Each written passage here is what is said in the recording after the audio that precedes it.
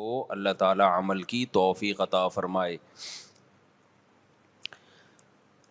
10 محرم عاشورہ کا دن آنے والا ہے، اس حوالے سے آج بہت اہم باتیں کرنے کا ارادہ تھا۔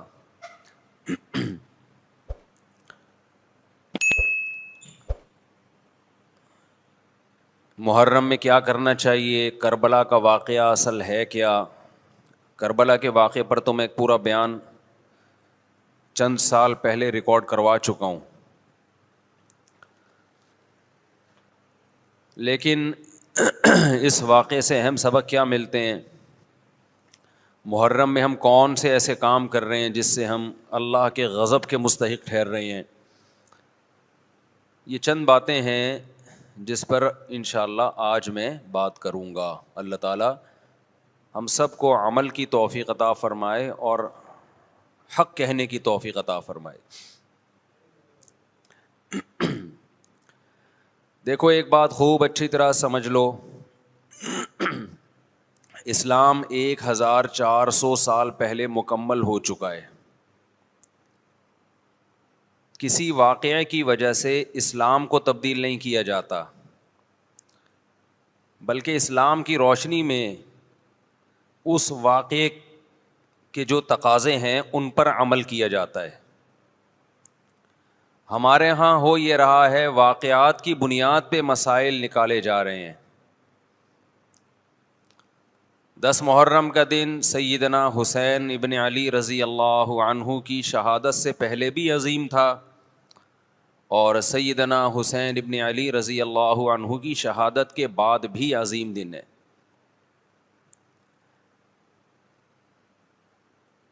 آج آپ نے ایک نعرہ بہت سنا ہوگا کہ جی اسلام میں فرقہ واریت نہیں ہے، ہم کسی فرقے سے نہیں ہیں۔ میں بار بار کہتا ہوں کہ یہ بڑا خوشنما نعرہ ہے جو سننے میں بہت اچھا لگتا ہے، کچھ باتیں سننے کی حد تک بہت اچھی ہوتی ہیں لیکن پریکٹیکل لائف میں ان کی ویلیو بالکل بھی نہیں ہوتی۔ جب آپ پریکٹیکل لائف میں آتے ہیں تو پھر آپ کو یہ فیصلہ کرنا پڑتا ہے کہ آپ کس فرقے سے تعلق ہے آپ کا۔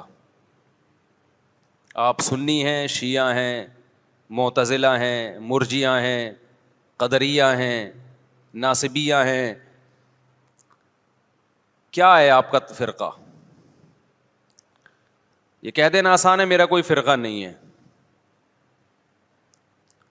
اس پر سب سے بڑا اشکال یہ ہوتا ہے، یہ میں اس لیے فرقے کی بات کر رہا ہوں کہ آپ کو بھی طے کرنا پڑے گا کہ آپ یا تو شیعہ بن جاؤ بھائی یا سنی بن جاؤ، ایک طرف ہو جاؤ آپ۔ محرم میں شیعہ بنے ہوئے ہوتے ہیں، رمضان میں سنی بنے ہوئے ہوتے ہیں، ربیع الاول میں بریلوی بنے ہوئے ہوتے ہیں، تو پتہ ہی نہیں چلتا کہ ٹکتا ہی نہیں ہے کسی ایک جگہ۔ اور یہ جو نعرے ہیں نا کہ اسلام میں فرقے نہیں ہیں، یہ ویسے ہی قرآن و سنت کی روشنی میں غلط ہیں۔ اسلام میں 73 فرقے ہیں، حدیث میں آتا ہے میری امت 73 فرقوں میں ڈیوائیڈ ہوگی، جن میں ایک جنتی ہوگا اور 72 جہنمی ہوں گے۔ تو وہ ایک جنتی بھی تو فرقہ ہی ہوگا نا۔ جس نے عمل نہیں کرنا ہوتا نا، وہ یہ کہہ کے جان چھڑاتا ہے کہ میرا کوئی فرقہ نہیں ہے، تاکہ وہ بے پیندے کے لوٹے کی طرح لڑکتا رہے، کبھی ادھر کبھی ادھر، کیونکہ عمل تو کرنا نہیں ہے اس نے۔ فرقہ واریت نا ایک بڑا ٹاپک بن چکا ہے، ہر آدمی فرقہ واریت کے نام پہ منجن بیچ رہا ہے کہ میں فرقہ واریت نہیں مانتا، میں یہ مانتا ہوں۔ ابے تو بس کر دو یار، بس کرو۔ آپ باتیں کرنے پر گورنمنٹ کی طرف سے کوئی پابندی نہیں ہے، پریکٹیکل لائف میں نہیں چلتا یہ سب کچھ۔ تو جو اہل سنت والجماعت سچی مچی کے تھے، اب اہل سنت والجماعت میں بھی ہر آدمی اہل سنت والجماعت بنا ہوا ہے۔ اہل سنت والجماعت کی جو شارٹ فارم اردو میں آئی اس کو سنی کہا گیا، سنت سے نکلا یہ لفظ۔ اس کو کیا کہا گیا؟ بولو نا کیا ہو گیا؟ سنی۔ یہ اہل سنت والجماعت کی کیا ہے؟ کیونکہ اتنا ٹائم نہیں تھا پاکستانیوں کے پاس کہ وہ اتنا لمبا نام لیتے اہل سنت والجماعت، تو انہوں نے اس کو کیا کہنا شروع کر دیا؟ وی آر سنی۔ تو ہم کیا ہیں بھائی؟ فرقہ ہم 73 فرقوں میں ہمارا فرقہ کون سا ہے؟ ہم سنی ہیں، جو اہل سنت والجماعت کی شارٹ فارم ہے۔ یہاں تک بات کھوپڑی شریف میں آ گئی۔ اب جو سنی ہے نا، ان کے کچھ مخصوص عقیدے ہیں، وہ عقیدے ہوں گے تو آپ سنی ہوگے، وہ عقیدے نہیں ہے تو آپ سنی نہیں ہے۔ لیبل لگاتے رہو، جیسے وہ بار بار میں چٹکلا سناتا ہوں نا کہ ایک آدمی نے چاول کی بوری پر, چینی کی بوری پر چاول لکھا ہوا تھا. لوگوں نے پوچھا بھائی اندر چینی ہے باہر چاول, کہتا ہے مکھیوں کو دھوکہ دینے کے لیے, مکھیاں بہت بیٹھتی ہیں. تو لیبل کیا لگا دیا چاول کا, اندر کیا ہے چینی. تو ایسے ہی بہت سے لوگ لیبل یہ لگاتے ہیں کہ اہل سنت والجماعت, ہم سنی ہیں. لیبل انہوں نے سنی کا لگا دیا, اس فرقے کا لگا دیا جس کو ہم نجات یافتہ سمجھتے ہیں, لیکن اندر مال جو پڑا ہوا ہے وہ سنی والا مال نہیں ہے. تو یاد رکھو چاول کے لفظ سے کیا مکھی دھوکہ کھا سکتی ہے اور بوری پہ نہ آئے؟ تو کیا سنی کے لفظ سے فرشتے دھوکہ کھا سکتے ہیں؟ یہ معاذ اللہ, اللہ دھوکہ کھا سکتا ہے جبکہ اندر مال سنی والا نہیں ہو. یہ ہو سکتا ہے کیا؟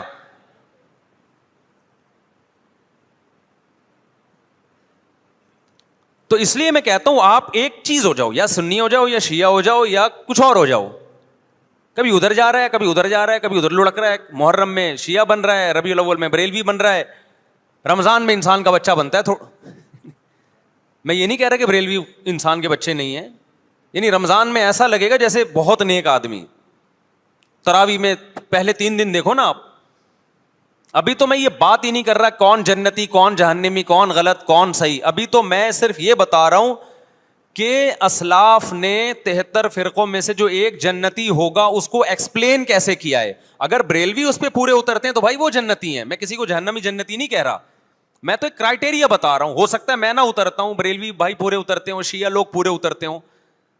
کسی ایک کو میں یقینی طور پہ نہ جنتی کہہ رہا ہوں نہ جہنمی. میں تو کہہ رہا ہوں کہ آپ فیصلہ کرو کہ آپ ادھر ہو یا ادھر ہو, درمیان میں نہ لٹکو. ایسا نہیں ہو سکتا ایک ٹانگ جہنم میں ایک ٹانگ جنت میں آپ کی, یا تو پورے ادھر جاؤ گے یا پورے ادھر جاؤ گے. کھوپڑی شریف میں بات آ رہی ہے کہ نہیں آ رہی ہے؟ تو نبی صلی اللہ علیہ وسلم نے فرمایا جنتی فرقے کی علامت ما انا علیہ و اصحابی, جس پر میں اور میرے صحابہ ہوں. اب نبی اور نبی کے صحابہ کس طریق پر تھے, کس ٹریک پر تھے؟ اس کو امام طحاوی رحمہ اللہ تعالی, جو حنفیہ میں بہت بڑے محدث گزرے ہیں, امام ابو حنیفہ کے شاگردوں کے شاگردوں کے شاگردوں میں تھے, انہوں نے اس دور میں ایک کتاب لکھی عقیدہ طحاویہ کے نام سے, اور اس میں اہل سنت والجماعت کے عقائد اور ان کی بنیادی عقیدوں کو ایکسپلین کیا. ایک متن لکھا جو پوری دنیا میں مانا گیا, اور پوری دنیا کے علماء کا اتفاق ہوا کہ اہل سنت والجماعت میں داخل ہونے کے لیے ان عقیدوں کا ہونا ضروری ہے. اہل حدیث نے بھی مانا اس کو, اب اہل حدیث کی یونیورسٹی میں پڑھایا جاتا ہے, حنفیوں نے بھی مانا, مالکیوں نے بھی مانا, شافعیوں نے بھی مانا, حنبلیوں نے بھی مانا, سعودی عرب کی یونیورسٹی میں بھی پڑھائی جاتی ہے. وہ لکھنے والے اگرچہ حنفی تھے لیکن وہ جو عقیدے تھے وہ سب کے ہیں. وہ اس سے اہل سنت غیر اہل سنت سے کیا ہو رہے تھے, ان میں فرق ہو رہا تھا. سمجھتے ہو کہ نہیں سمجھتے؟ اس کتاب کا نام کیا ہے؟ العقیدۃ الطحاویہ.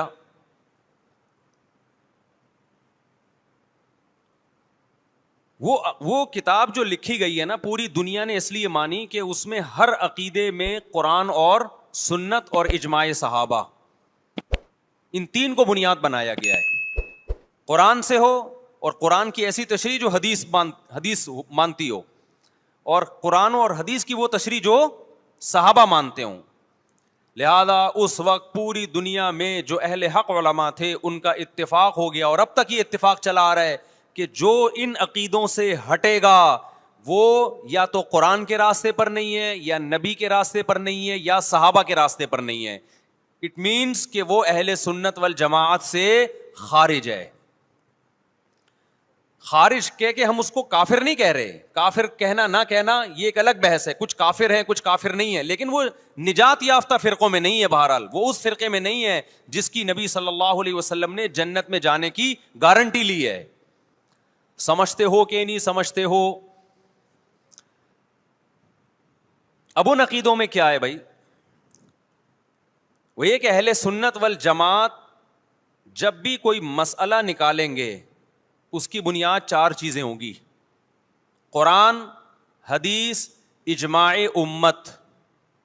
یعنی ایسی تشریح کبھی نہیں کی جائے گی قرآن و سنت کی جو امت کے اجماع کے خلاف ہو, کیونکہ امت حدیث میں بہت دفعہ یہ ہے کہ امت گمراہی پہ جمع نہیں ہو سکتی. آپ ایسی تشریح کسی حدیث کی کر رہے ہیں جو کوئی بھی نہیں مانتا اب تک, اس کا مطلب آپ گمراہی پھیلا رہے ہیں. اور چوتھی چیز ہے قیاس. بعض مسائل قرآن و حدیث میں واضح نہیں ہیں لیکن قرآن اور حدیث میں ان کی طرف اشارے ہیں, تو مجتہد کیا کرتا ہے کہ وہ قرآن و حدیث کے ان معنی اور مضمون میں غوطے لگا کے وہ مسائل کا استنباط کرتے ہیں, زمانے کے حساب سے نئے نئے مسائل اخذ کرتے ہیں. سمجھتے ہو کہ نہیں سمجھتے؟ تو 4 اصول اہل سنت والجماعت کے, قرآن سے مسئلہ نکالا جائے گا, حدیث سے نکالا جائے گا, اجماع امت سے, اور چوتھے نمبر پہ قیاس سے. اب میں آتا ہوں اصل ٹاپک کی طرف. یہ تو پوری تمہید تھی نا. اس بات میں دو رائے نہیں ہو سکتی کہ سیدنا حسین رضی اللہ تعالی عنہ کو جو کربلا میں شہید کیا گیا یہ کائنات کا بدترین ظلم تھا.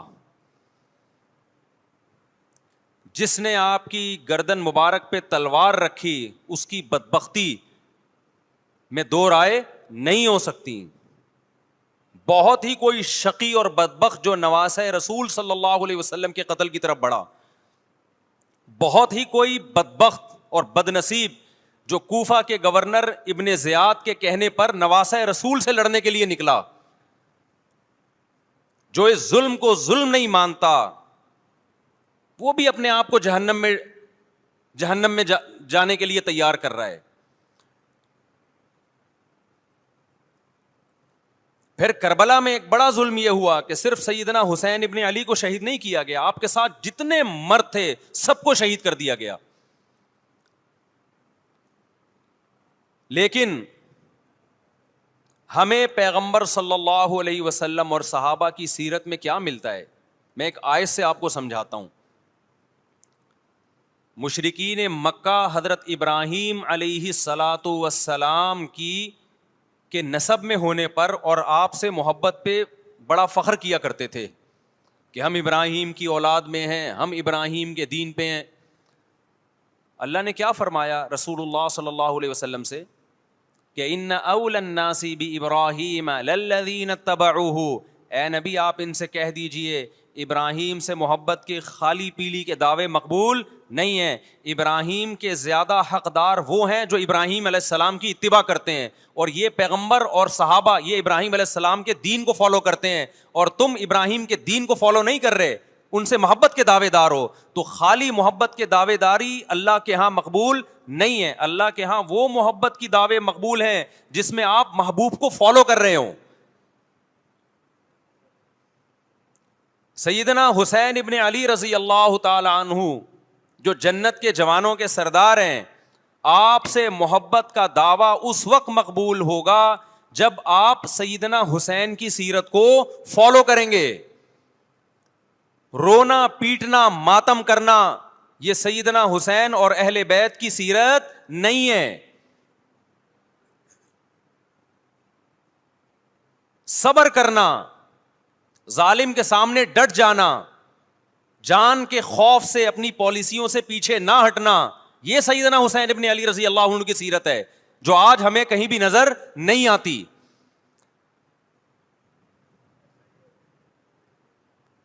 تو ہم نے بھائی دیکھنا ہے صحابہ کا طرز عمل کیا تھا. آپ بتاؤ صحابہ کو سیدنا حسین سے محبت تھی یا نہیں تھی؟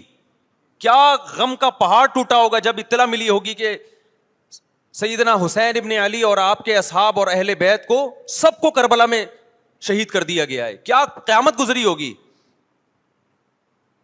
کوفہ سے ایک شخص آیا نا, عبداللہ بن عمر سے پوچھنے لگا جو مارنے پر دم کا مسئلہ. انہوں نے فرمایا تم نے پیغمبر کے نواسے کو قتل کر دیا اور مسئلہ یہ پوچھ رہے ہو کہ جو مارنے پر دم آئے گا کہ نہیں آئے گا. ایک طرف تم نے پیغمبر کے نواسے کو قتل کر دیا کربلا میں, اور اب ہم سے آ کے مسئلہ پوچھتے ہو جو مارنا جائز ہے یا نہیں ہے. صحابہ کے ہاں یہ غم کم غم نہیں تھا. دیکھو حضرت معاویہ رضی اللہ تعالی عنہ کے ہاتھ پہ بھی حضرت حسین نے بیعت نہیں کی, لیکن بغاوت بھی نہیں کی. کیوں؟ بغاوت سے فتنے کا اندیشہ تھا. حضرت حسن جو حضرت حسین کے بڑے بھائی تھے, انہوں نے سیدنا معاویہ رضی اللہ تعالی عنہ کے ہاتھ پہ بیعت کی اور اس اختلاف کو ہمیشہ کے لیے اپنی کوشش کے مطابق ہمیشہ کے لیے ختم کر دیا. ختم ہوا نہیں ہوا ایک الگ بحث ہے, لیکن حضرت حسن کا مقصد کیا تھا کہ مسلمانوں کی دو جماعتوں کو میں آپس میں لڑتا ہوا نہیں دیکھ سکتا. لوگوں نے کہا آپ خلافت کے حقدار ہیں, آپ نے فرمایا میں دستبردار ہوتا ہوں سیدنا معاویہ کے حق میں. حضرت حسن بیعت ہو گئے حضرت معاویہ سے, اور یہ اختلاف کو کیا کر دیا, ختم. حضرت حسین بیعت نہیں ہوئے, لیکن حضرت حسین نے بغاوت بھی نہیں کی. ہر ایک کی اپنی رائے تھی, حضرت حسن کی اپنی رائے تھی. ان کا خیال تھا کہ بیعت ہونا مسلمانوں کے لیے زیادہ مفید ہے, ایک پاورفل حکومت ہوگی, ایک طاقتور ریاست ہوگی, ورنہ لڑتے رہیں گے آپس میں. حضرت حسین کا موقف یہ تھا کہ میں بغاوت تو نہیں کروں گا لیکن بیعت بھی نہیں ہوں گا, کیونکہ اگر بیعت ہو گیا تو اس سے جو خلفائے راشدین کے دور میں جو خلیفہ کی سلیکشن کا طریقہ تھا وہ طریقہ ختم ہو جائے گا. تو میں اگر اس طریقے کو نہیں لا سکتا تو اس کے خلاف کو پروموٹ بھی نہ کروں میں. یہ بھی ایک رائے تھی. میں سمجھا پا رہا ہوں اپنی بات؟ بھائی رائے کا اختلاف ہوتا ہے نا. نبی صلی اللہ علیہ وسلم نے فرمایا اذا اجتہد المجتہد فإن اصاب فلہ اجران وإن اخطأ فلہ اجر واحد. جب کوئی مجتہد اللہ کی رضا کو سامنے رکھ کے اجتہاد کرتا ہے, صحیح اور غلط کا فیصلہ کرنے بیٹھتا ہے, رائے یعنی اس کا مقصد اللہ کی رضا ہو, تو اگر وہ درست نتیجے پہ پہنچے تو 2 ثواب, غلط نتیجے پہ پہنچے تو بھی 1 نیکی اس کو ملتی ہے, اس لیے کہ اس کے بس میں جو خیر خواہی کا کے لیے جو تھا وہ اس نے کر دیا. رائے کا اختلاف ہوتا ہے. تو حضرت حسن رضی اللہ تعالیٰ عنہ بیعت ہوئے حضرت معاویہ کے ہاتھ پہ. سیدنا حسین نہ بیعت ہوئے اور نہ آپ نے بغاوت کی, خاموشی اختیار کی. حضرت معاویہ رضی اللہ تعالیٰ عنہ نے سیدنا حسین کو تلوار کی زور سے بیعت پر مجبور نہیں کیا, بلکہ نواسہ رسول کا خیال کیا اور وصیت بھی کی لوگوں کو. لیکن جب حضرت معاویہ کے بعد یزید جانشین ہوا, اس کی سب سے بڑی غلطی یہ تھی کہ اس نے نواسہ رسول صلی اللہ علیہ وسلم اور آپ کے ساتھ جو چند اہل بیت اور چند صحابہ تھے, اس وقت بھی حضرت حسین نیوٹرل تھے. نہ حضرت حسین نے بغاوت کا ارادہ کیا اور نہ بیعت کرنے کا ارادہ کیا. یزید ابن معاویہ کو چاہیے تھا کہ سیدنا حسین رضی اللہ عنہ کو اپنے حال پہ چھوڑ دیتا, اپنے والد کی طرح.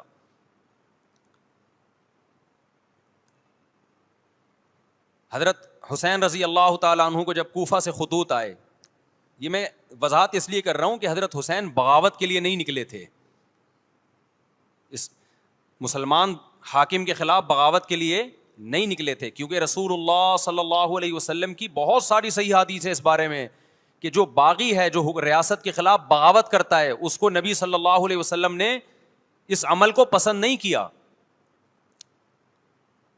تو حضرت حسین رضی اللہ تعالیٰ عنہ کو کوفہ سے خطوط آئے کہ یہاں سارے کے سارے لوگ آپ کے ہاتھ پہ بیعت کرنے کے لیے تیار ہیں. ظاہر ہے جب کسی علاقے کے لوگ دارالخلافہ ہو اور سب بیعت ہونے کے لیے تیار ہوں تو پھر آپ کا جانا یہ بغاوت کا عمل نہیں کہلاتا. حضرت حسین رضی اللہ تعالیٰ عنہ اہل بیت کے ساتھ نکلے. کربلا میں جب پہنچے, مشہور واقعہ آپ 20 دفعہ سن چکے ہیں, وہاں جا کے آپ کو اطلاع ہوئی کہ وہ خبر غلط تھی اور عبید اللہ بن زیاد نے ایک پورا لشکر بھیجا سیدنا حسین رضی اللہ تعالیٰ عنہ کو مجبور کرنے کے لیے کہ میرے ہاتھ پہ آپ زبردستی بیعت ہو جائیں. حضرت حسین رضی اللہ تعالیٰ عنہ نے مطالبے رکھے کہ یا تو مجھے واپس جانے دیا جائے, اور اگر بیعت کرنا ہی ہے تو میں دمشق میں امیر کے ہاتھ پہ جا کے بیعت کروں گا. بہت معقول مطالبے تھے یہ. میرا مقصد ابھی کربلا کا واقعہ بیان کرنا نہیں ہے, اس پہ بہت کچھ کہا جا چکا ہے, خود میرا بھی بیان اس پہ تفصیل سے ہو چکا ہے. اس کے بعد بھی سیدنا حسین رضی اللہ تعالیٰ عنہ کو مجبور کرنا کہ عبید اللہ بن زیاد جو بدبخت انسان جو قاتل تھا اہل بیت کا, اسی کے ہاتھ پہ لازمی بیعت ہوں, جبکہ وہ امیر بھی نہیں ہے, وہ گورنر ہے ایک علاقے کا. تو نواسہ رسول کا خیال نہ کرنا یہ بدترین ظلم تھا جو اس وقت حکومت سے ہوا ہے. حضرت حسین رضی اللہ تعالیٰ عنہ, دیکھو نبی صلی اللہ, آج ہم دیکھتے ہیں کہ جو بڑا آدمی ہوتا ہے نا اس کی قربانیاں ہوتی ہیں, اس کی بڑی بڑی قربانیاں ہوتی ہیں. چھوٹے اپنے بڑوں کی قربانیوں کو کیش کراتے ہیں. آپ نے دیکھا ہوگا فلاں نے بڑی قربانیاں دی اور بچے موج کر رہے ہیں, دیکھا نا آپ نے. لیکن اللہ تعالیٰ نے رسول اللہ صلی اللہ علیہ وسلم کے نسب کو اس سے محفوظ کیا. ہمارے نبی کے 2 بیٹے حسن حسین, آپ کی نسل حضرت فاطمہ سے چلی ہے, دونوں شہید ہوئے ہیں. اس میں بہت بڑی حکمت تھی کہ پیغمبر صلی اللہ علیہ وسلم نے سب سے پہلے تربیت اپنے گھر والوں کی ہے. آج لوگ باہر فنٹر بنے ہوئے ہوتے ہیں, تبلیغیں کر رہے ہوتے ہیں, اپنے گھر کی ان کو پرواہ نہیں ہوتی. نبی صلی اللہ علیہ وسلم نے سب سے پہلے جو تربیت کی ہے, کس کی ہے؟ حضرت حسن اور حسین کی ہے. تو جب کربلا میں آپ کو چاروں طرف سے گھیر لیا گیا اور آپ کو مجبور کیا گیا کہ آپ نے ابن زیاد کے ہاتھ پہ بیعت کرنا ہے, تو آپ نے اس ذلت کو گلے لگانے سے انکار کر دیا. آپ کو 100% یقین تھا کہ اتنے بڑے لشکر کے سامنے میں ٹھہر نہیں سکتا, اسباب کی دنیا میں فتح کی امید نہیں ہے. لیکن حضرت حسین رضی اللہ تعالی عنہ نے لڑنے کا فیصلہ کر کے اور شہادت کو قبول کرنے کا فیصلہ کر کے ابن زیاد اور اس زمانے کے حکمران جو اس قتل پہ راضی تھے, قیامت تک کے لیے ان پہ لعنت کے سلسلے کا دروازہ کھول دیا. بعض دفعہ اللہ بھی یہ چاہتے ہیں کہ بدبختوں کو ڈھیل ملے تاکہ ان کا جرم سنستدرجہم من حیث لا یعلمون. قرآن کہتے ہیں نا ہم ان کو ڈھیل دیں گے, ان کو برائی میں ہم آگے بڑھنے دیں گے, ایسے بڑھنے دیں گے کہ ان کو خود بھی پتہ نہیں چلے گا, تاکہ قیامت کے دن ان کا عذاب ان کو کئی گنا بڑھا کر دیا جائے. اب میرے بھائی ہمارے لیے کیا سبق ملتا ہے؟ جب یہ واقعہ ہوا عالم اسلام میں کوہرام مچ گیا, لیکن کیا اس واقعے کے بعد اہل بیت کی جو مقدس اور پاکیزہ عورتیں تھیں, کیا انہوں نے نوحہ کیا یا صبر کیا؟ آپ کا ضمیر کیا کہتا ہے, انہوں نے نوحے پڑے ہوں گے یا صبر کیا ہوگا؟ بولو بھائی, صبر کیا. عبداللہ بن عمر رضی اللہ تعالیٰ عنہ جو کوفہ والوں کو ملامت کیا کرتے تھے کہ تم جو مارنے کے مسئلے ہم سے پوچھتے ہو, تم نے حسین کا قتل کر دیا, تو یہ حضرت ابن عمر نے اسی لیے کہا نا کہ آپ کو اس کا غم ہوا تھا. تو ابن عمر کا عمل کیا تھا؟ کیا انہوں نے ماتم کیا؟ کیا انہوں نے چھروں سے اپنے آپ کو مارا؟ حضرت حسین کا قتل بھی ظالمانہ, اور اس سے پہلے سیدنا عثمان کا قتل بھی ظالمانہ. اگر نوحہ یا ماتم جائز ہے تو حضرت عثمان کی شہادت کے دن بھی جائز ہے, حضرت حسین کی شہادت کے دن بھی جائز ہے. اور اگر ناجائز ہے تو جیسے عثمان کی شہادت کے دن ناجائز, حسین کی شہادت کے دن بھی ناجائز ہے. سمجھ میں آ رہی ہے بات کہ نہیں آ رہی ہے؟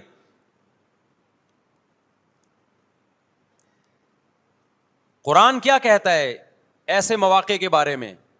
تلک امۃ قد خلت لہا ما کسبت ولکم ما کسبتم. قرآن جب بھی پرانی امتوں کے واقعات بتاتا ہے, قرآن کہتا ہے یہ ایک قوم تھی جو گزر گئی, انہوں نے جو کیا اس کا بدلہ ان کو ملے گا, تم جو کرو گے اس کا بدلہ تمہیں ملے گا. تو ہمیں اللہ نے اس واقعے میں بھی بتا دیا کہ سیدنا حسین کا واقعہ, کربلا کا واقعہ جب سنا کرو تو یہ سوچا کرو یہ قوم تھی جو گزر گئی, جس نے اچھا کیا, حسین ابن علی نے اچھا کیا, ان کو اس اچھائی کا بدلہ ملے گا. اور جو حضرت حسین کے قتل کے حضرت سیدنا حسین کے مبارک خون سے جن کے ہاتھ آلودہ ہوئے, کیونکہ قتل کیا نا انہوں نے, تو لہا ما کسبت, ان کو اس ظلم کا بدلہ بھی ملے گا. تو ہمارا کام کیا ہے؟ ہم نے فالو کرنا ہے حسین کے راستے کو, نہ کہ حسین کے نام پہ ہم نے ماتم کرنے ہیں. حسین کا راستہ کیا ہے جس کو ہم نے فالو کرنا ہے؟ اب میں چند چیزیں آپ کو بتاتا ہوں. سب سے پہلا سبق جو ہمیں کربلا میں ملتا ہے کہ عزت اور دین, ایک طرف دنیا ہے. دیکھو اگر حضرت حسین رضی اللہ تعالیٰ عنہ ابن زیاد کے ہاتھ پہ جا کے بیعت ہو جاتے, آپ کیا سمجھتے ہو بے تحاشا مال و دولت حضرت حسین پہ خرچ نہیں کرتا کیا وہ؟ جب ایک بڑا آدمی کسی کے ہاتھ پہ بیعت ہوتا ہے تو اس کو بھی تو فائدہ ہوتا ہے نا اس سے. اور کیا حضرت حسین کو یقین نہیں تھا کہ کربلا میں شہید ہو جاؤں گا؟ فتح اور نصرت کی اسباب کی دنیا میں کوئی امید نہیں تھی, مگر آپ نے اہل بیت کو کربلا میں رسوا کرنے پر عزت کی موت کو ترجیح دی ہے. آج اگر آپ میں یہ ظرف ہے کہ آپ عزت کی موت کو ذلت کی زندگی پر ترجیح دیتے ہو تو پھر آپ حسینی ہو. نہیں آئی بات؟ میرا خیال ہے سمجھ. سیدنا حسین کی سخاوت کے واقعات ہیں. سیدنا حسین باغی نہیں تھے رضی اللہ عنہ. پھر جو اہل بیت کا طرز عمل کیا تھا، محرم میں کیا کیا ہو رہا ہے میں آپ کو بتاتا ہوں. ان میں سے کوئی بھی عمل نہ ہمیں قرآن سے ملتا ہے نہ صحابہ سے ملتا ہے ہمیں. تو ما انا علیہ و اصحابی جو جنتی فرقہ ہوگا اس کی جو علامتیں ہیں، تو جب آپ ان علامتوں کے خلاف چلو گے، صحابہ اور تابعین کو فالو نہیں کرو گے، تو آپ پھر اپنے آپ کو سنی کہنا چھوڑ دو. آپ بتاؤ مجھے اسلام میں کوئی مہینہ منحوس ہے؟ بولو نا، کوئی مہینہ منحوس ہے؟ تو آپ محرم کو منحوس کیوں کہتے ہو؟ لوگ مجھے کہتے ہیں مفتی صاحب فرقہ واریت پھیلا رہے ہیں. دیکھو فرقہ واریت جب پھیلا رہا ہوں جب میں کسی فرقے کے خلاف آپ کو کر رہا ہوں. میرے بیان شیعہ لوگ بھی سنتے ہیں، ملتے بھی ہیں. بہت دفعہ ایئرپورٹ پہ ملاقات ہوئی، بڑی عزت سے ملے، میں شیعہ ہوں لیکن آپ سے محبت کرتا ہوں. یہاں مسجد میں بھی آتے ہیں. میں نے کبھی کسی پہ طنز نہیں کیا. اس لیے میں بار بار کہتا ہوں جو شیعہ کا مذہب ہے اس کو کرنے دو. وہ سبیلے لگاتے ہیں، آپ ان کو مت چھیڑو، جا کے تنگ نہ کرو ان کو. وہ ماتم کرتے ہیں، آپ ان کو مت چھیڑو. وہ نوحے کرتے ہیں، وہ نوحے پڑھتے ہیں، آپ ان کو مت چھیڑو. لیکن آپ اپنی پوزیشن واضح کرو کہ آپ شیعہ ہو یا آپ سنی ہو. آپ تو ایک طرف ہو جاؤ نا. محرم میں اگر آپ مرثیے لگا کے گھوم رہے ہو گاڑیوں میں، اٹ مینز آپ سنی نہیں ہو. آپ نبی صلی اللہ علیہ وسلم کی حدیث ہے ہمارے پاس، ہم اہل سنت والجماعت ہیں، ہم سنت کو فالو کرتے ہیں. تو سنت کیا کہتی ہے؟ میتوں پہ گریبان چاک کرنا، میتوں پہ چیخ و پکار کر کے رونا. آپ نے فرمایا لیس منا، وہ ہم میں سے نہیں ہے. اور اس عمل پہ آپ صلی اللہ علیہ وسلم نے لعنت فرمائی ہے. لوگ کہتے ہیں حسین کی یاد میں رونا نبی کی سنت ہے. نبی صلی اللہ علیہ وسلم کو جب جبریل نے بتایا کہ حسین شہید ہوں گے، آپ روئے، اس لیے کہ اس وقت آپ کو یہ خبر ملی تھی. لیکن کیا ہر محرم میں آپ نے رونے کا پروگرام کیا ہے؟ یا صحابہ کو بیٹھ کے باقاعدہ رلایا ہے آپ نے؟ کیا ہو گیا بھائی؟ آپ کو بھی جب کربلا کا واقعہ کی خبر ملی آپ کی آنکھوں میں آنسو آ جائے، یہ نیچرل ہے، یہ حسین سے محبت کی علامت. لیکن ہر محرم میں باقاعدہ بٹھا کے رونے کا پروگرام کرنا یہ حسین سے محبت کی علامت نہیں ہے، بلکہ شریعت میں ناجائز ہے یہ غموں کو بڑھانا. یہ کہاں سے جائز ہو گیا؟ حضرت عثمان بھی تو شہید ہوئے تھے، نبی صلی اللہ علیہ وسلم کے داماد تھے. ان کی یاد میں آپ رونے کو سنت کیوں نہیں کہتے؟ ہماری نظر میں حسین کا قتل بھی بہت بڑا ظلم اور سیدنا عثمان کا قتل بھی بہت بڑا ظلم تھا. دونوں مظلوم تھے، دونوں مظلوم شہید تھے. ہمیں دونوں کی شہادت پہ غم ہے، لیکن اب اس غم کو مناتے نہیں ہیں. اسلام میں غم منانا سنت نہیں ہے.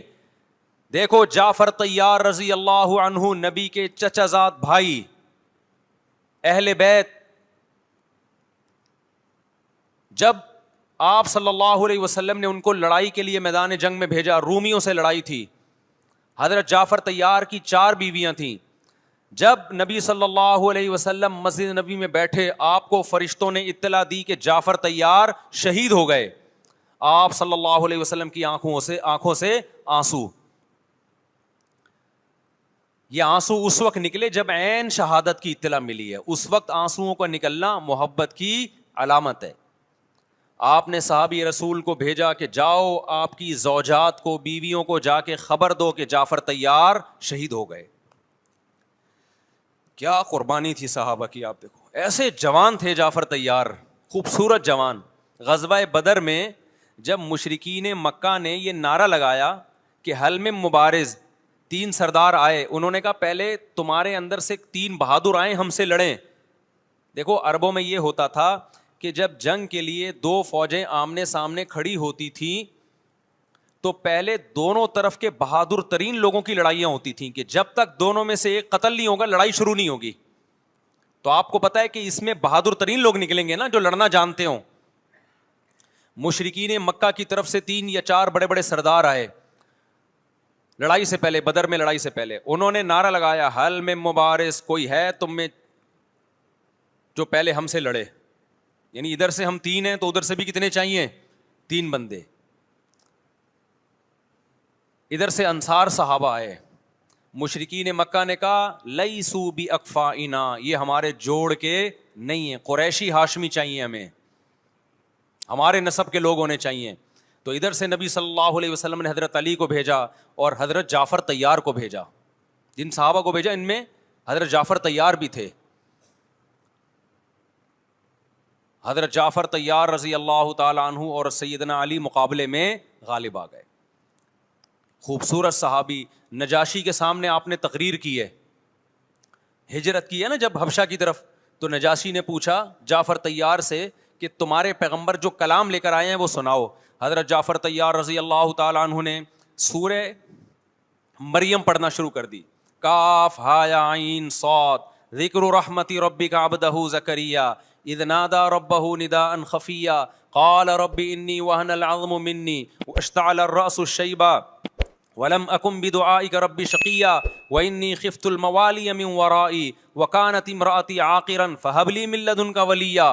ایسی حضرت مریم اور عیسیٰ ابن مریم کی سیرت کو سورہ مریم میں بیان کیا حضرت جعفر طیار نے کہ نجاشی روتے روتے, اس کی داڑھی تر, اور جتنے پادری بیٹھے تھے سب کی داڑیاں تر ہو گئی روتے روتے. تو یہ تقریر جو نجاشی کے اسلام کا سبب بنے, بادشاہ کو مسلمان کرنے والے کون تھے, حضرت جعفر طیار. اور آپ کے چھوٹے چھوٹے بچے, 4 جوان بیویاں ہوں, چھوٹے چھوٹے بچے ہوں, اور ایسے میں میدان جنگ میں لڑتے ہوئے شہید ہو جائیں, تو پیغمبر اور صحابہ پہ کیا قیامت ٹوٹی ہوگی. لیکن ہمارے نبی صلی اللہ علیہ وسلم کی آنکھوں سے کیا تھے, صرف آنسو موتی کی طرح ٹپک رہے تھے. اور آپ صحابہ کو اطلاع دے رہے تھے کہ جعفر طیار شہید ہو گئے, اور جاؤ ان کے گھر والوں کو بتا کے آ جاؤ. کتنی بڑی قربانی ہے یا نہیں ہے. جب خبر دینے والا آپ کی ازواج کو بتا کے آیا کہ جعفر طیار شہید ہو گئے, تو آپ کے گھروں سے خواتین کے رونے کی آوازیں آئیں. آپ صلی اللہ علیہ وسلم نے فرمایا ان سے بولو کہ اپنی آواز کو پست کرو. پھر چیخو پکار کی آواز آئی, تو آپ نے فرمایا کہ اگر دوبارہ چیخو پکار کی آواز آئے تو ان کے منہ پہ خاک پھینک دو. وہ شہید کی بیوہ تھیں, اور شہید بھی کتنے مقدس, ان کو بھی نبی صلی اللہ علیہ وسلم نے نوحہ کرنے کی اجازت نہیں دی. اس دن جس دن غم پہنچا ہے اس دن بھی چیخو پکار کی اجازت نہیں دی ہے. تو آپ بتاؤ اگلے سال اس تاریخ کو چیخو پکار کی کیسے اجازت مل جاتی. نہیں آئی میرا خیال ہے بات سمجھ میں. جب غم پہنچا ہے اس وقت چیخنے چلانے کی اجازت نہیں ہے. چھوٹے چھوٹے یتیم بچے, حضرت جعفر طیار کے چھوٹے چھوٹے یتیم بچے, کتنا غم ہوتا ہے جب چھوٹے چھوٹے بچے ان کا باپ دنیا سے چلا جائے, کتنا ترس آتا ہے ان کے اوپر. تو ہمارے نبی کو بھی ان یتیم بچوں پہ بھی ترس آیا, ان بیواؤں پہ بھی ترس آیا. لیکن نہ نبی صلی اللہ علیہ وسلم چیخو پکار کر کے خود روئے, اور نہ آپ نے ان کی ازواج کو رونے کی اجازت دی ہے. سمجھ میں نہیں آ رہی میرا خیال ہے بات. میرا مقصد شیعوں پہ طنز کرنا نہیں ہے, ان کا جو مذہب ہے ان کو اس پہ چلنے دو. میرا مقصد ہے آپ اپنی پوزیشن واضح کرو کہ آپ ادھر ہو یا ادھر ہو. کسی کو تنگ مت کرو, نہ کسی پہ فتوے لگاؤ کفر اسلام کے, نہ کسی کو جہنمی قرار دو. اپنی پوزیشن آپ فیصلہ کرو کہ آپ اگر ادھر جانا ہے تو پورے ادھر چلے جاؤ. پھر یہ آدھا تیتر آدھا بٹیر والا معاملہ مت کرو. وہ ان کا مذہب ہے بھائی, ان کے علماء ان کو بتاتے ہیں کہ محرم میں کالے کپڑے پہننے ہیں, محرم میں ماتم کرنا ہے, محرم میں کو منحوس سمجھنا ہے, اس میں شادی بیاہ نہیں کرنا. ان کے علماء ان کو بتاتے ہیں, ان کو چلنے دو اس پر. دنیا میں بہت سے فرقے ہیں, بہت سے مذہب ہیں, ہم کسی کو نہ ختم کر سکتے ہیں نہ کسی کے خلاف نفرت پیدا کر سکتے ہیں. اس سے کوئی چیز حاصل نہیں ہوگی. کسی سے نفرت کرنے کی ضرورت نہیں, کسی پہ فتوے لگانے کی ضرورت نہیں, لیکن آپ کو اپنی پوزیشن واضح کرنی پڑے گی کہ میں کہاں کھڑا ہوا ہوں. اگر آپ سنی ہو تو پھر اہل سنت والجماعت صحابہ تابعین کو فالو کرتے ہیں, حدیث کو فالو کرتے ہیں, اور حدیث میں ہمیں ماتم کرنا, نوحہ کرنا, گریبان چاک کرنا اس کی پرمیشن نہیں ہے, بلکہ اس سے روکا گیا ہے, اس عمل کو حرام اور ناجائز قرار دیا گیا ہے. بات آ رہی ہے سمجھ میں؟ باقی جو شیعہ حضرات کرتے ہیں, ہمارے دوست ہیں شیعہ, میں مذاق میں نہیں کہہ رہا, ملتے ہیں ہم سے, میں کبھی ان سے مذہب کے ٹاپک پہ بات نہیں کرتا, نہ ان کو کبھی چھیڑتا ہوں کہ آپ یہ کیوں کر رہے ہو, یہ کیوں نہیں کر رہے. بھائی اس کا مذہب ہے, وہ اس کا فرقہ ہے, جو کرنے دو اس کو, ہم نہیں کرتے, کیونکہ ہم اہل سنت والجماعت میں. سمجھ میں آ رہی ہے بات کہ نہیں آ رہی؟ پھر ربیع الاول کا مہینہ آئے گا, اس میں بھی آپ اپنی پوزیشن واضح کرو کہ آپ ادھر ہو یا ادھر ہو. دو فرقے ہیں, دیوبندی بریلوی. میں نہیں کہہ رہا کہ کون جنتی کون جہنمی, لیکن بر صغیر میں جن کو دیوبندی کہا جاتا ہے وہ نظر و نیاز تیجے 40 کے قائل بولو نہیں ہے. یہ ان کی کتابوں میں لکھا ہوا ہے, وہ اس کے قائل نہیں ہے. اگر کوئی بزرگ ان میں قائل گزرا بھی ہے تو وہ اس کا ذاتی تفرد ہے, اس کو علماء نے فالو نہیں کیا, اس کو ان کی اجتہادی غلطی قرار دیا ہے. ربیع الاول میں جلوس نکالنا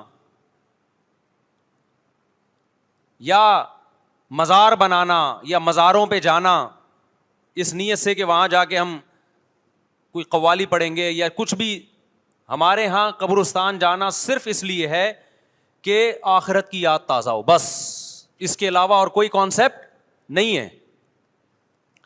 ہمارے ہاں قبر ایک بالش سے زیادہ اونچی بنانا جائز بولو نا نہیں ہے, قبر پکی کرنا جائز نہیں ہے, تیجے 40 کرنا جائز بولو نہیں. آج ایک صاحب آئے, کہنے لگے میری ساس کا 40واں ہے, فجر میں کہنے لگے مجھے, کہہ رہے میں نہیں گیا تو بڑا مسئلہ ہو جائے گا. میں نے کہا بھائی ایک فیصلہ کرو, گرین چینل یا وائٹ چینل, ایک طرف ہو جاؤ بھائی, کیونکہ وائٹ چینل میں یہ جائز نہیں ہے, نہ 40واں نہ تیجا ہے. اب لوگ مذاق اڑاتے ہیں مر گیا مردود نہ فاتحہ نہ درود, بھائی کچھ بھی کہتے رہو تو پھر پورے ادھر کو ہو جاؤ, یا تو پورے وائٹ ہو جاؤ یا پورے کیا ہو جاؤ, پورے گرین ہو جاؤ. پھر تیجا بھی کرو, 40واں بھی کرو, برسی بھی کرو, اور پھر اس کے بعد جھنڈے بھی لگاؤ ہرے رنگ کے. میں نہیں کہہ رہا دیوبندی صحیح ہے یا بریلوی صحیح ہے, دیکھو میں یہ بحث نہیں کر رہا, میری بات کو غلط نہ لے کے جانا. میں کہہ رہا ہوں آپ اپنی پوزیشن واضح کرو, صحیح غلط تو اگلا مرحلہ ہے, آپ کیا ہو آپ کو تو یہی نہیں پتا چل رہا.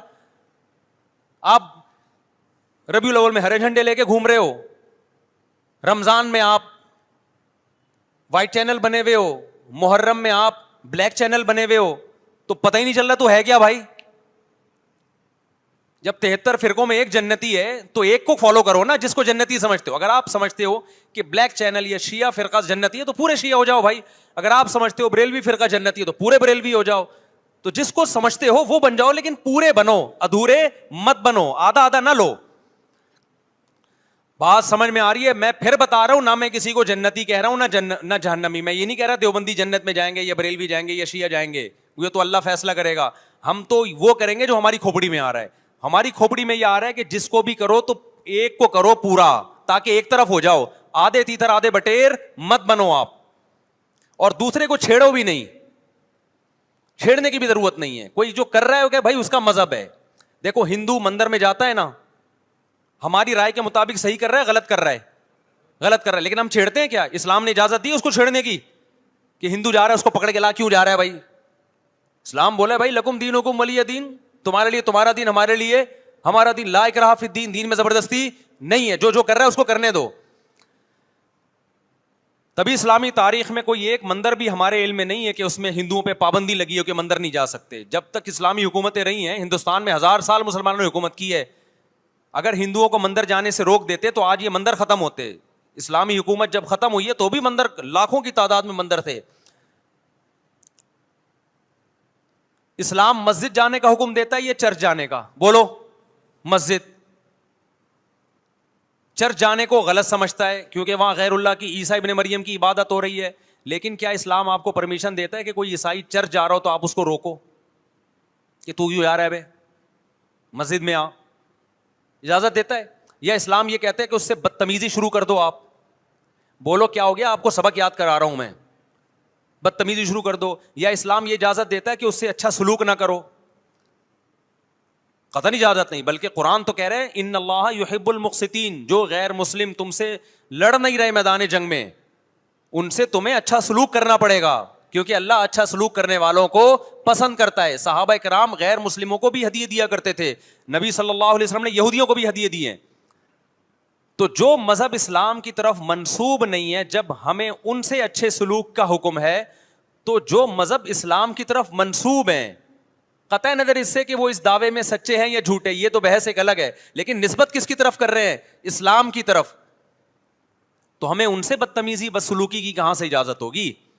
تو میں نہیں کہہ رہا کہ آپ شیعہ بریلویوں سے دشمنی کرنا شروع کر دو, ان کی دعوتیں اٹینڈ نہ کرو, ان سے کاروبار چھوڑ دو, یا ان کو جا کے تنگ کرو, کیوں سبیل لگا کے بیٹھے ہو, کیوں ماتم کر رہے ہو, یہ کام مت کرو آپ. ہمارا ملک اس فرقہ واریت کا متحمل نہیں ہے, سے فساد پھیلتا ہے. لیکن اپنی پوزیشن آپ واضح کرو, ایک لکیر ہے آپ کھینچ دو. اگر کوئی شخص آپ کے سامنے صحابہ کو برا بھلا کہتا ہے, آپ بولو بھائی یہ میری باؤنڈری کیا ہو رہی ہے, کراس. میرے سامنے آپ کو ان بزرگوں کے خلاف بولنے کی اجازت نہیں ہے جن سے مجھے عقیدت ہے. اگر یہ کام آپ نے کیا تو ہماری اور آپ کی راہیں الگ الگ.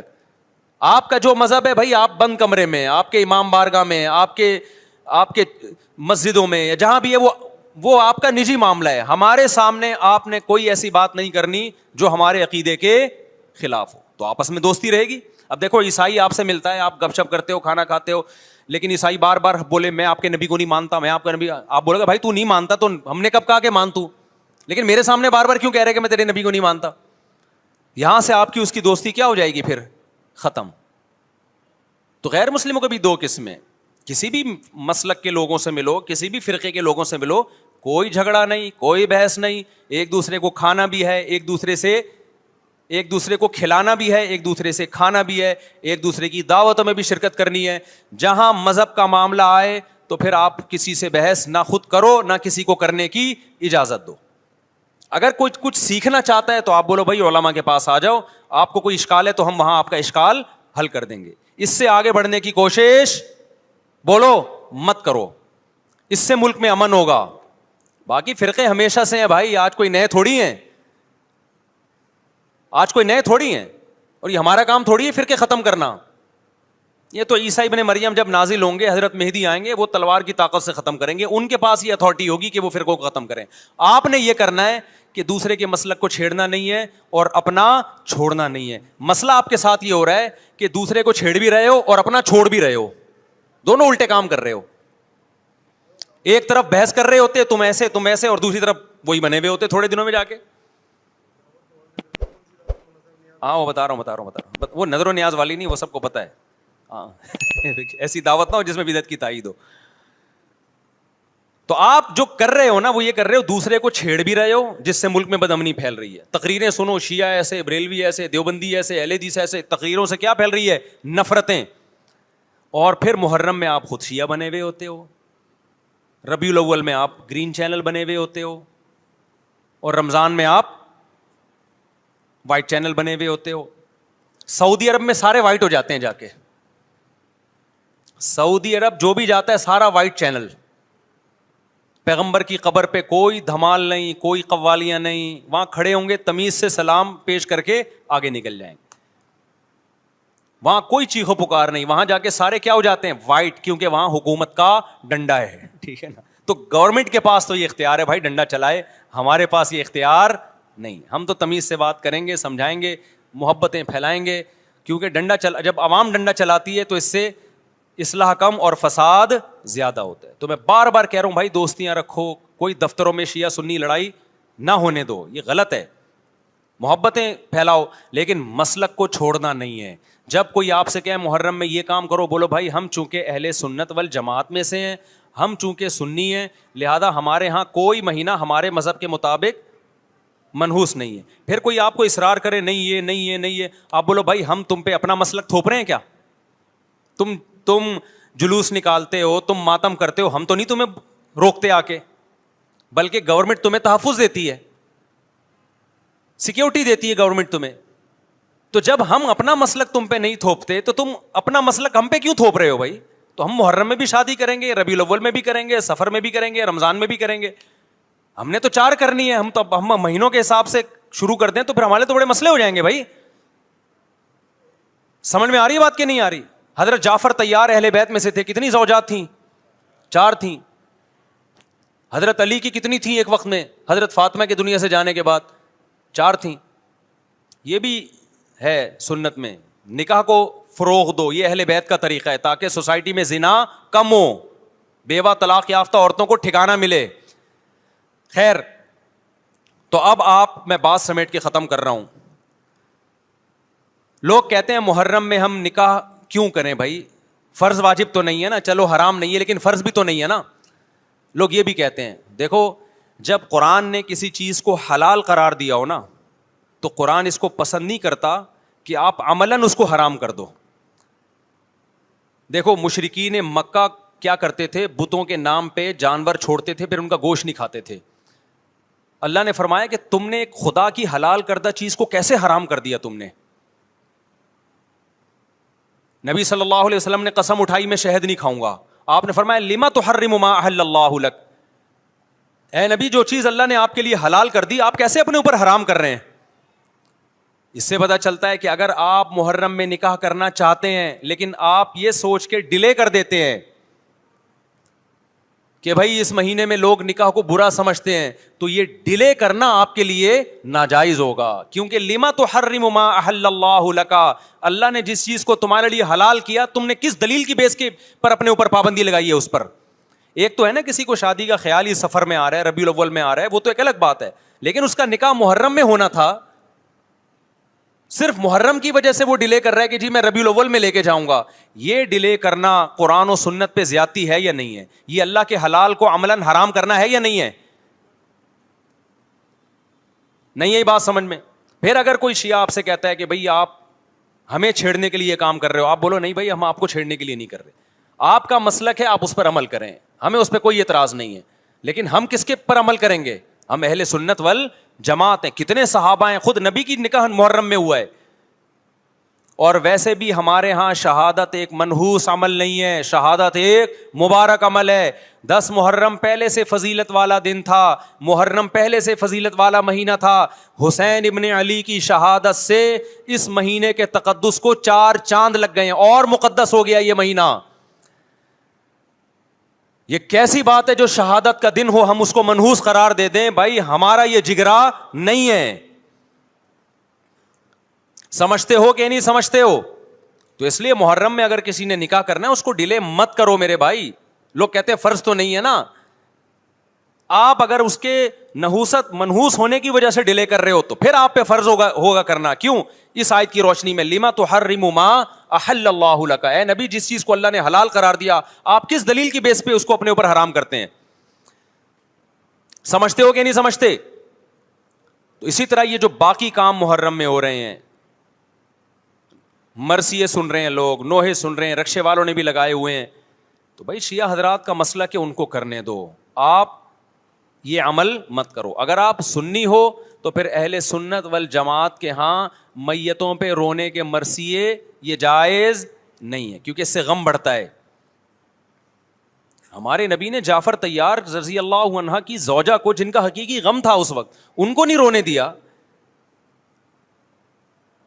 تو ہمیں کیسے آپ صلی اللہ علیہ وسلم چیخو پکار کی اجازت دیں گے؟ اسی طرح محرم میں سبیلیں لگانا, اس کی بھی کوئی دلیل نہیں ہے. سیدنا حسین ابن علی وہ تو پیاس ظلم سے شہید ہوئے. وہ ایک طرف آپ کہتے ہیں وہ پیاسے تھے, ان کو پانی نہیں ملا, دوسری طرف آپ اس دن میں لوگوں کو پانی پلا رہے ہیں, تو اس کی لاجک بھی نہیں بنتی کوئی. اسلام نے 10 محرم کو روزے کا دن قرار دیا, روزہ اور سبیل جمع نہیں ہو سکتے. سمجھتے ہو کہ نہیں سمجھتے؟ آپ کہہ سکتے ہیں کسی کو پانی پلانے پر کون پابندی لگا سکتا ہے؟ پانی پلاؤ بھائی پورے سال, اسپیسیفک ان دنوں میں کیوں پلا رہے ہیں آپ؟ تو جو شیعہ حضرات ہیں ان کا مسلک ہے, ان کو کرنے دیں. میں بار بار اس لیے کہہ رہا ہوں ایسا نہ ہو چھیڑ چھاڑ شروع کر دے جا کے. پہلے ہی ملک میں لڑائیاں بہت ہو رہی ہیں, دوبارہ ایک نئی جا کے بتا یہاں بھی سبیل لگی ہوئی ہے, جا کے ان کو چھیڑنا شروع کر دو. سبیل کیوں لگا؟ چھیڑنے کی اجازت نہیں ہے کسی کو.